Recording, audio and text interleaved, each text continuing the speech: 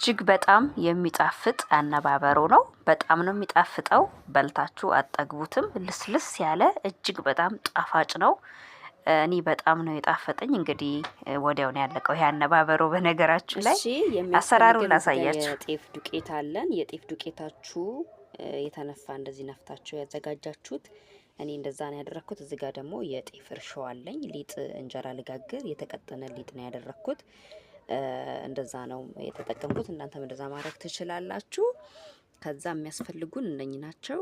ጨው እዚህ ጋር አለኝ። እዚህ ጋር ጨው አለኝ። ያብሽ ዱቄት ከፈለጋችሁ ያብሽ ዱቄት መጨመር ትችላላችሁ። እኔ ከጤፍ ጋር ስለተፈጨ አንድ ላይ አልጨምርም ማለት ነው። ከጤፋችሁ ጋር ከተፈጨ መጨመር አይጠበቅባችሁም።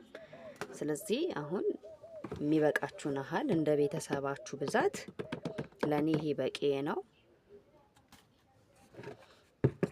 እንደዚህ ታረጋላችሁ። ከዛ ጨዋችንን እንጨምራለን። እናንተ በሚበቃችሁ እንደ ዱቄታችሁ መጠን ጨዋችሁን ትጨምሩና አንድ ላይ ጨውና ዱቄቱን እናዋህደዋለን። በጣም ቆንጆ ጣፋጭ አነባበሮ የሀገራችንን ባህል ነው የምንሰራው። እናቶቻችን ይሰራሉ በብዙ ጊዜ። ከዛ ያዘጋጀነውን እርሾ እንጨምራለን። ከዛ እዚህ ጋር ማወቅ ያለባችሁ ያላችሁበት አካባቢ ቀዝቃዛ ከሆነ ለብ ባለ ውሃ ብታቀጥኑት በጣም ቆንጆ ነው። ሙቀታማ አካባቢ ካላችሁ በቀዝቃዛ ውሃ ብታቀጥኑ ምንም ችግር የለውም ማለት ነው። አድርጋችሁ ታቀጥኑታላችሁ ማለት ነው። ወፈር ነው ያደረኩት እኔ። ይሄ ትንሽ ይቀረዋል አሁን። ከዛ እንደዚህ ክድን አድርጋችሁ ታስቀምጣላችሁ ለ4 ሰዓት ለ5 ሰዓት አስቀምጣችሁ መጋገር ትችላላችሁ። አሳድራችሁም መጋገር ይቻላል።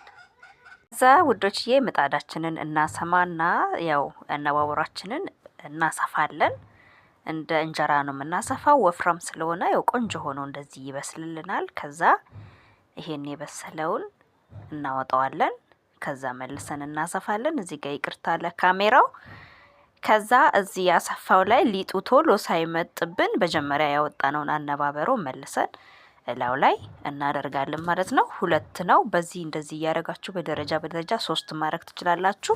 የኔ 2 ነው። ሁለቱም በጣም ወፍራም ነው፣ ቆንጆ ነው ማለት ነው። ከዛ እንከድንና እናበስላለን። ሪዛልቱ ይሄን ይመስላል። ሁለቱም አንድ ላይ ጥብቅ ብሎ በጣም ቆንጆ ሆኖ በስሎልኛል።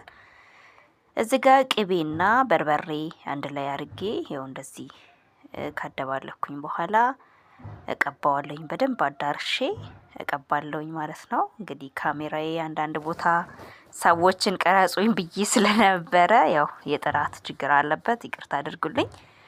ከዛ በደንብ አዳርሼ ቅቤን እቀባለሁኝ።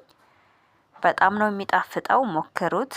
ለመክሰስ ላይ ለልጆቻችሁ መጠቀም ትችላላችሁ። እንደዚሁም ደግሞ ቤታችሁ ውስጥ እንደንዴ ቁጭ ስትሉም ከሚደብራችሁ እንደዚህ አይነት ነገሮች ሰርታችሁ ብትሞክሩ በጣም ቆንጆ ነው። የኔ ቅቤው የተነጠረ ቅቤ ስለሆነ አላሞኩትም። የተነጠረውን ቅቤ ነው ቀጥታ ያደባለኩት። ያው አነባበሩ ላይ ሲያርፍ ትኩስ ስለሆነ እየቀለጠ ነው ሄደው። በጣም ነው የሚጣፍጠው። ብታምኑም ባታምኑም ወዲያው ነው የጨረስነው። ያው አነባበሮ ትኩሱን ሲበላ ነው በጣም ቆንጆ። ካደረ ምናምን ቅቤው ምኑ እንትን ስለሚል ያን ያህል አይደለም። ትኩሱን ስትበሉት በጣም ይጣፍጣል። በልታችሁ አጠግቡትም። ካደረ ግን ያን ያህል አይደለም ቴስቱ። እና በዚህ መልኩ እንደዚህ ቀባውኝ። የመጨረሻው ይሄን ይመስላል። ስትቆርሱት በጣም ለስላሳ ነው። በጣም ቆንጆ ነው። በጣም ጣፋጭ ነው። ኢንጆይ አድርጉ። ባይ ባይ።